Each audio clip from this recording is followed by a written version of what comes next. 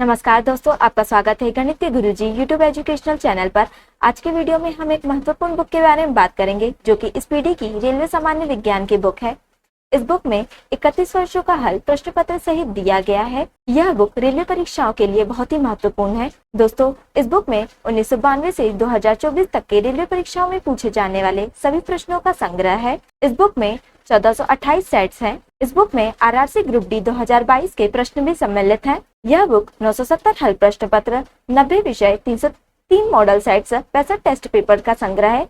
इस प्रकार से इसमें कुल 1428 सेट्स हैं। दोस्तों, यह बुक रेलवे परीक्षाओं के लिए ही नहीं बल्कि अन्य परीक्षाएं जिसमें सामान्य विज्ञान पूछा जाता है उन सभी परीक्षाओं के लिए भी महत्वपूर्ण है। तो चलिए हमारे साथ इस बुक को पूरा कीजिए और अपने तैयारी को बेहतर बनाइए। तो चलिए शुरू करते हैं। दोस्तों, आज हम करेंगे इस पीढ़ी की रेलवे सामान्य विज्ञान का पेज नंबर 87। जब दो समान बल किसी पिंड पर एक दूसरे की विरुद्ध दिशा में प्रयुक्त होते हैं तो पिंड पर प्रयुक्त होने वाला कुल बल कितना होगा? दोस्तों, तो पिंड पर प्रयुक्त होने वाला कुल बल 0 होगा। एक वृत्ताकार पथ में स्थिर गति वाले पिंड की गति को क्या कहा जाता है? दोस्तों, एक वृत्ताकार पथ में स्थिर गति वाले पिंड की गति को समानुपाती गति कहा जाता है। ध्वनि कब उत्पन्न होती है? दोस्तों, ध्वनि वस्तुओं में कंपन होने पर उत्पन्न होती है। जब लोहे की फाइलिंग में हाइड्रोक्लोरिक अम्ल मिलाया जाता है तब क्या होता है? दोस्तों, जब लोहे की फाइलिंग में हाइड्रोक्लोरिक अम्ल मिलाया जाता है तब हाइड्रोजन गैस और लौह क्लोराइड तैयार होता है। कौन कोशिका विभाजन को प्रोत्साहित करता है? दोस्तों, साइटोकाइनिन कोशिका विभाजन को प्रोत्साहित करता है। जल में अम्ल के मिश्रण को क्या कहा जाता है जिसके परिमाण स्वरूप प्रति इकाई आयतन में आयनों की सांद्रता में कमी हो जाती है? दोस्तों, जल में अम्ल के मिश्रण को तनुकरण कहा जाता है जिसके परिमाण स्वरूप प्रति इकाई आयतन में आयनों की सांद्रता में कमी हो जाती है। दोस्तों, किसे न तो उत्पन्न किया जा सकता है और न ही नष्ट किया जा सकता है? दोस्तों, ऊर्जा को न तो उत्पन्न किया जा सकता है और न ही नष्ट किया जा सकता है। किसका ऊर्ध्वपातन किया जा सकता है? दोस्तों, अमोनियम क्लोराइड का ऊर्ध्वपातन किया जा सकता है। दो पिंडों के बीच बल सदैव क्या होते हैं? दोस्तों, दो पिंडों के बीच बल सदैव समान और विपरीत दिशा में प्रयुक्त होते हैं। कौन समूह में शामिल सर्वाधिक ऊष्मारोधी हैं? दोस्तों, प्लास्टिक, एबोनाइट, कागज, कपास, बेकेलाइट, शुष्क हवा, रबड़ समूह में शामिल सर्वाधिक ऊष्मारोधी हैं। कौन केवल समुद्र में पाई जाने वाली मछली है? दोस्तों, डॉगफिश केवल समुद्र में पाई जाने वाली मछली है। दोस्तों, धातुओं में उनकी बाहरी कक्षा में 1 से 4 संयोजक इलेक्ट्रॉन होते हैं। यह सही है। 1 जूल प्रति सेकंड किसके बराबर होता है? दोस्तों, 1 जूल प्रति सेकंड 1 वाट के बराबर होता है। आवर्त बीजियों के प्रजनन अंग किस में स्थित होते हैं? दोस्तों, आवर्त बीजियों के प्रजनन अंग फूलों में स्थित होते हैं। कौन से धातु को तेल में रखना आवश्यक होता है? दोस्तों, पोटेशियम धातु को तेल में रखना आवश्यक होता है। एक अल्ट्रासोनिक ध्वनि की आवृत्ति कितनी होती है? दोस्तों, एक अल्ट्रासोनिक ध्वनि की आवृत्ति 20,000 हर्ट्ज से भी अधिक होती है। चौथे और पांचवें आवर्त में कितने तत्व हैं? दोस्तों, चौथे और पांचवें आवर्त में 18 तत्व हैं। दोस्तों, किसी वस्तु का द्रव्यमान समान रहता है जबकि स्थान के अनुसार भार बदलता रहता है। यह कथन सत्य है।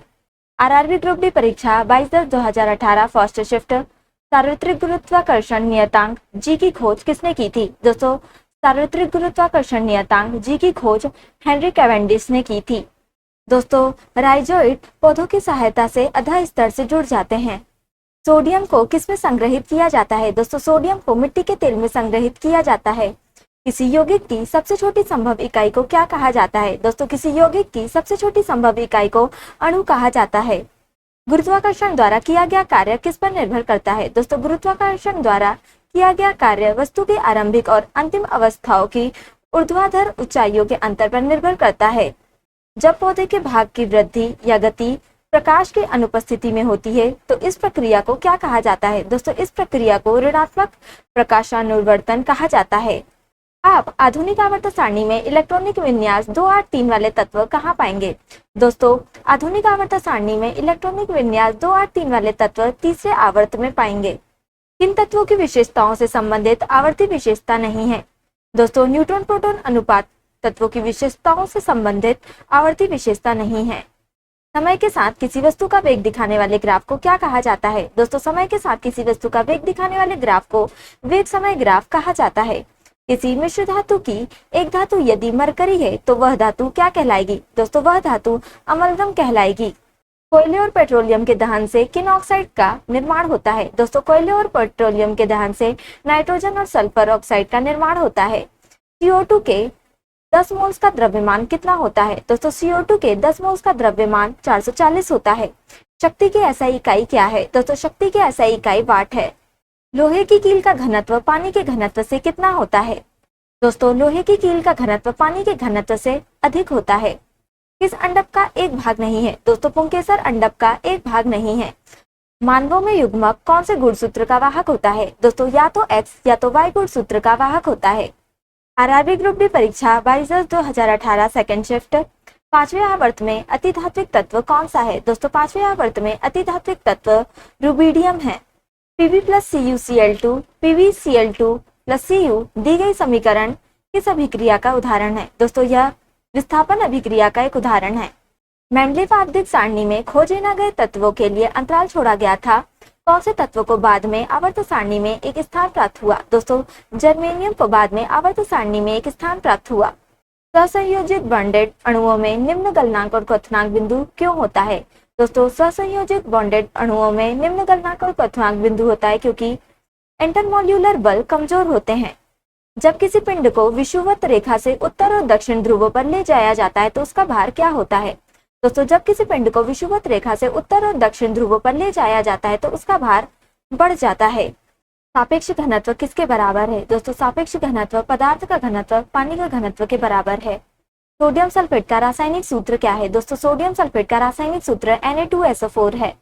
ब्रायोफाइट्स की निचली बाह्य त्वचा यानी कि एपिडर्मल कोशिकाओं से बनने वाले उभार को क्या कहा जाता है? दोस्तों राइजोइड कहा जाता है। 1 न्यूटन किसके बराबर होता है? दोस्तों 1 न्यूटन 1 किलोग्राम मीटर प्रति वर्ग सेकंड के बराबर होता है। कौन सा खनिज सबसे नरम है? दोस्तों टैल्क सबसे नरम है।